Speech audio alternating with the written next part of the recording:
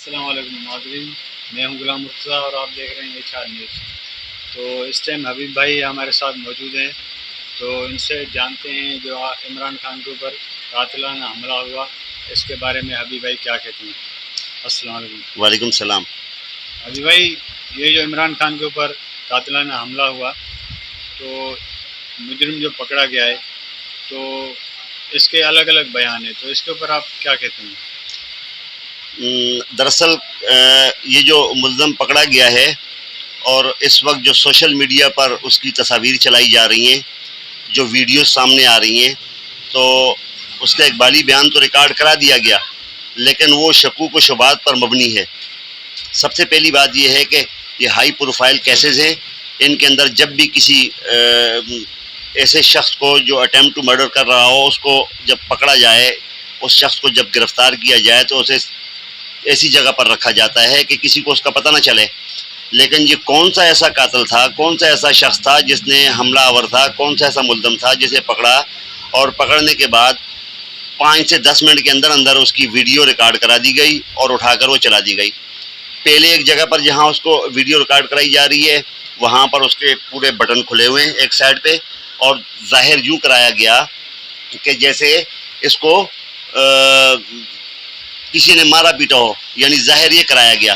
لیکن جب اگر کوئی کسی کو مارتا ہے تو جب اس گریبان پہ سے کھینچا جائے تو یہ بٹن جب کوئی اس کو کھینچے گا تو اس میں کوئی بھی بٹن سلامت نہیں بچے گا، تمام ٹوٹ کر باہر نکل آئیں گے، لیکن اس کے تمام بٹن بالکل بظاہر نظر آ رہے ہیں۔ پھر اس کے بیان میں تضاد نظر آ رہا ہے، تو یہ اس بات کی طرف اشارہ کرتا ہے کہ ایسے کسی نے رٹا رٹایا بیان دیا ہو اور اس کو یہ بول رہا ہو۔ اور دوسری بات یہ ہے کہ خان صاحب کی ابھی جو رپورٹ سامنے آ رہی ہیں، ان سے پتہ چل رہا ہے کہ خان صاحب کو دونوں اطراف سے گولیاں لگی ہیں۔ اگر یہ شخص کھڑا ہوا اس سائڈ سے گولی چلا رہا تھا اس اینگل سے، تو خان صاحب کو اس اینگل سے گولی مارنے والا کون تھا؟ تو ظاہر یہ ہوتا ہے کہ یہ شخص جو ہے یہ اکیلا نہیں تھا، یہ 2 سے 3 لوگ تھے، کچھ فرار ہو چکے ہیں، اور اس ایک شخص کو پکڑ کر سامنے بٹھا دیا گیا اور بلی کا بکرا بنا دیا گیا۔ تو آپ کے کہنے کا مطلب یہ ہے کہ خان صاحب پہ جو حملہ ہوا تو دو طرف سے ہوا ہے، دونوں طرف سے ہوا ہے؟ بالکل دونوں طرف سے ہوا ہے، اور آپ ویڈیو اگر چیک کر لیں، اگر آپ ویڈیو کو دیکھیں تو جب یہ برس چلا چکا تھا اس کے بعد جو ہے اس کے بعد بھی گولیوں کی آواز آ رہی ہے، تو جب اس کو پکڑ لیا گیا، جب اس کو گرفتار کر لیا گیا، جب اس کو اس ٹائم لوگوں نے دبوچ لیا، تو اس کے بعد برس کون چلا رہا ہے، گولیاں کون چلا رہا ہے، وہ آواز کہاں سے آ رہی ہے، وہ ساؤنڈ کہاں سے آ رہے ہیں؟ تو ابھی آپ یہ بتائیں، آج جو خان صاحب نے خطاب کیا، تو اس خطاب میں خان صاحب نے کیا کہا اور اس پہ آپ کیا کہنا چاہتے ہیں؟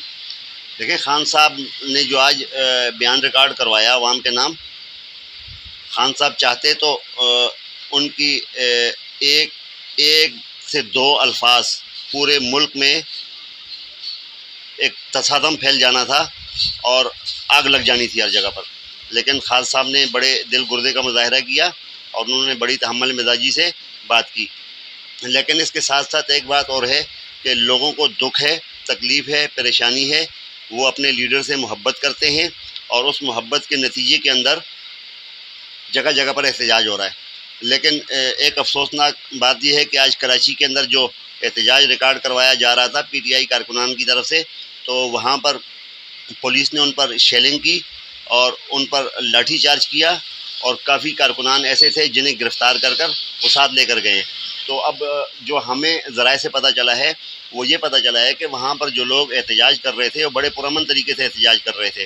کوئی چیز توڑ پھوڑ نہیں رہے تھے، کوئی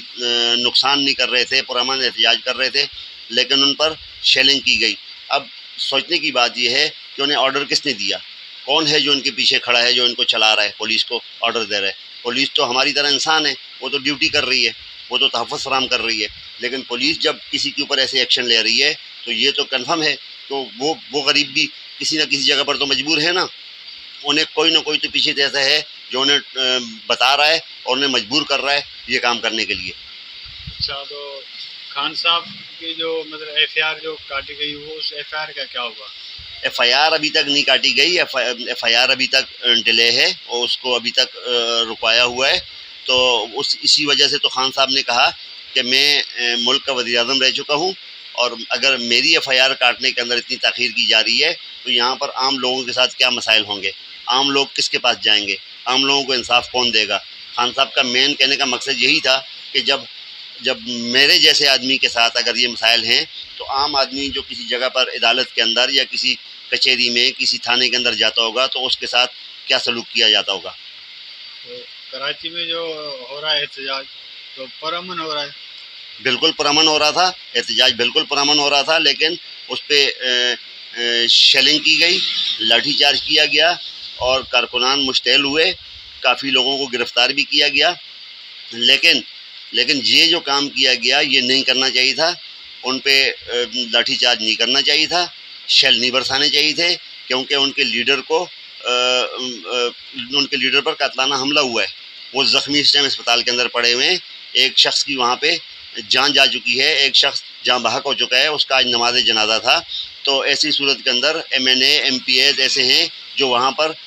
زخمی حالت میں پڑے ہوئے ہیں اسپتال کے اندر، ان کا علاج چل رہا ہے. تو ایسے میں اگر ان کے کارکنان پر آپ جب یہ فائرنگ کرو گے، جب انہیں اشتعال دلاؤ گے تو ایسے میں تو تصادم بڑھے گا، نہ کہ کوئی بات ٹھنڈی ہونے کے بجائے یہ تو بات بڑھے گی. تو ایسے میں گورنمنٹ کو بڑے خیال سے دیکھنا چاہیے کہ لوگوں کو مشتعل نہیں ہونے دیں، لوگوں سے ایسے طریقے سے بات کریں کہ لوگ سکون سے گھروں کے اندر بیٹھیں اور اس معاملے کو سمجھیں اور انویسٹیگیشن کرنے دیں. اچھا، تو خان صاحب کے اوپر جو حملہ ہوا ہے تو اس میں آپ بتا سکتے ہیں کہ کتنی گولیاں جو نا خان صاحب کو لگی اور کتنی ابھی نکال دی ہیں؟ خان صاحب کو 4 گولیاں لگی ہیں، 4 گولیاں، اور ان میں سے جو 3 گولیاں ہیں وہ ایک سائڈ سے آئی ہوئی ہیں، رائٹ سائڈ سے، اور لیفٹ سائڈ سے ایک گولی آ کر انہیں لگی ہے. تو ڈاکٹر یہ بتا رہے ہیں کہ اگر جس شخص نے فائرنگ کی تو اگر اس کی گولیوں کو گنا جائے تو وہ تو 8 سے 9 گولیاں بتا رہا ہے. تو اگر جو وہاں کے MNA MPAs جو لوگ وہاں پر کھڑے ہیں، اب 4 گولیاں خان صاحب کو لگیں، اس طرح 3 کسی کو، 2 کسی کو، کسی کو 1، تو تمام گولیاں وہیں پر جب ان کو کاؤنٹ کرو تو گولیاں زیادہ ہو رہی ہیں. اور اگر خان صاحب پہ جب برس اس نے چلایا تو اگر گولی ایک ہی سائڈ سے لگنی تھی تو دوسری سائڈ سے گولی چلانے والا کون تھا؟ دوسری سائڈ سے کس نے گولی ماری انہیں؟ تو اس کا مطلب یہ ظاہر کرتا ہے کہ وہاں پر 3 سے 4 لوگ تھے. اگر اس کی صحیح طریقے سے انویسٹیگیشن نہ کی گئی اور پہلے ہی اس کو یہ جو ویڈیو چلائی گئی ہے، ویڈیو چلا کر اس کیس کو خراب کرنے کی کوشش کی گئی ہے. اچھا، تو اس ویڈیو میں تو جو مجرم ہے وہ تو یہی بتا رہا ہے کہ خان صاحب لوگوں کو گمراہ کر رہا تھا، تو اس لیے میں نے جو نا یہ سوچ لیا کہ اس کو مار دوں. آپ اس شخص کا حلیہ دیکھیں، وہ کہیں سے بھی آپ کو کوئی ایسی حرکت کرتا ہو، ایسا شخص نظر آ رہا ہے کہ جو دیندار ہوگا؟ مجھے تو شکل سے وہ کوئی چرسی یا پتہ نہیں کون شراب پینے والا لگ رہا ہے. اس کا حلیہ ہی ایسا لگ رہا تھا کہ کوئی نشئی آدمی ہے. اسے کہاں سے بلایا گیا، کہاں سے بلا کر پتہ نہیں کیا کروایا گیا، اور اس کو بٹھا کر وہاں سے اس سے بیان ریکارڈ کروایا گیا، اور جس کی بنا پر یہ بات پھیلانے کی، باور کرانے کی کوشش کی گئی کہ یہ دیکھیں جی ہم نے ملزم کو پکڑ دیا اور اس نے یہ سارا کچھ کر دیا. اس کے بعد پھر پرویز الہی صاحب نے، انہوں نے اس پورے تھانے کو معطل کر دیا کہ آپ نے کیسے یہ ویڈیو چلا دی، کیسے بغیر پوچھے بغیر بتائے آپ نے ویڈیو چلا دی، کیسے آپ نے ایک دم پکڑ لیا. انویسٹیگیشن کا طریقہ کار ہوتا ہے. اب جائے وقوع پر جائیں گے، وہاں پر دیکھیں گے گولی کس اینگل سے چلائی گئی، کتنے لوگ تھے وہاں کے، جتنے بھی اس جگہ پر جو پروف ہوگا اسے آپ کور کرو گے، آپ انہیں پروٹیکٹ کرو گے. تو یہاں تو کسی چیز کو پروٹیکٹ نہیں کیا گیا، یہاں تو سیدھے طریقے سے اس کو جیسے پولیس والوں کے حوالے کیا، انہوں نے پکڑ کر بیٹھا دیا اور اس کی ویڈیو چلا کر باہر سوشل میڈیا پر وائرل کر دی. اچھا، تو نہ دیکھ لیا ابھی بھائی ہمارے ساتھ ان کی باتیں سنی، تو ہمارے ساتھ جڑے رہیے آگے.